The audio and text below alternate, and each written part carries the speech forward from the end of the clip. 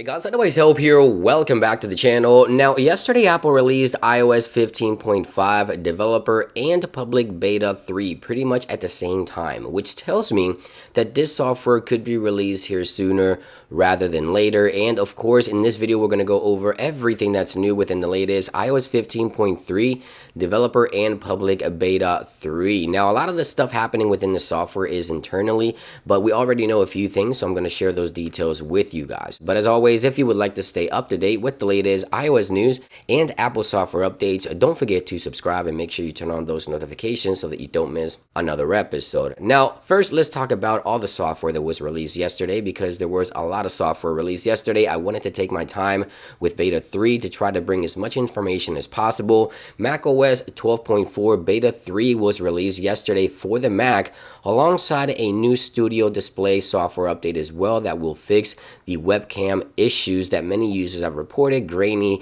image, and also a lot of exposure within the image. So if you have a Studio Display with macOS 12.4, you can now update that and fix those particular issues with the webcam. So that's good to see. Now, of course, iOS 15.5 beta 3 was released yesterday, as I mentioned, developer and public beta. Same thing applies for iPadOS 15.5 beta 3. Of course, watchOS 8.6 beta 3 was released for the Apple Watch, and tvOS 15.5 beta 3 was released for the Apple TV. Now, we already know a few things in regards to iOS 15.5, and the first thing is that Apple is working on a new Apple account card that you will be able to use within the wallet of your iPhone. Now, this isn't visible to the general public as of yet for developers or public beta testers, but code within the software suggests that Apple is working on this right now. We also know that Apple has added new buttons to the Cash Card in the wallet application as well, so you can now request and send money directly from your wallet in the Apple Cash Card account.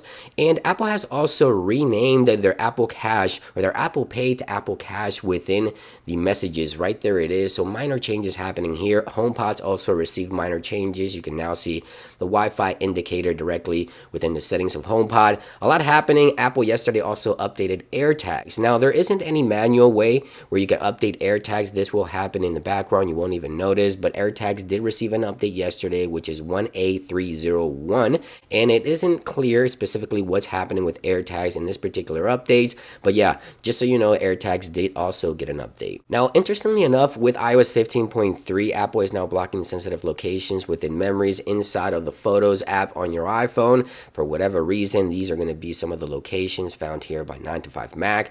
Now, Steve Moser over on Twitter has also discovered that some string of text has been changed within iOS 15.5, suggesting that maybe iMessage could be coming to Android, or it could be to the EU regulations. So the text reads as follows: the changes of people who are using an Apple device to contacts who are using iMessage, which is quite interesting. I don't think that iMessage is coming to Android. I think this is more due to the EU regulations, but we'll have to wait and see. Who knows? Maybe iMessage will come to Android.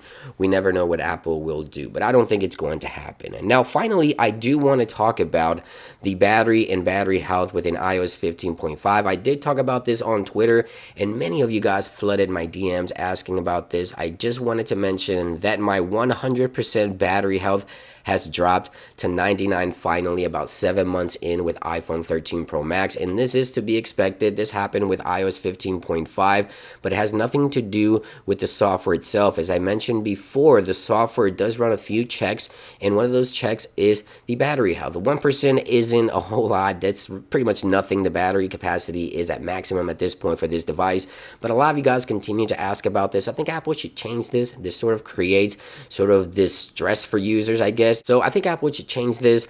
It's nice to know what the battery health is, but maybe come up with a different strategy so it doesn't create stress that much on users. But in regards to iOS 15.5 expected release date, as I mentioned, Apple released the developer beta alongside the public beta. I'm thinking that this software will most likely see its release on the week of the 9th of May. So we have about 2 more weeks, and then we see the release candidate alongside the official release for iOS 15.5. Now, many of you guys continue to ask is this the last update for iPhone SE first generation and the iPhone 6s and 6s Plus?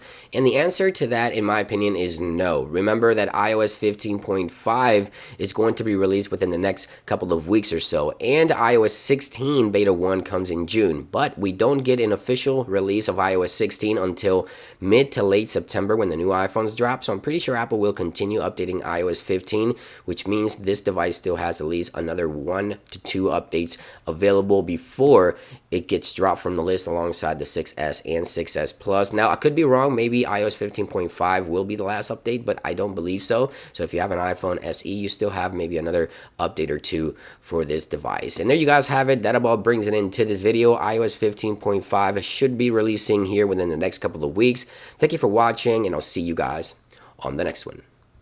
Peace.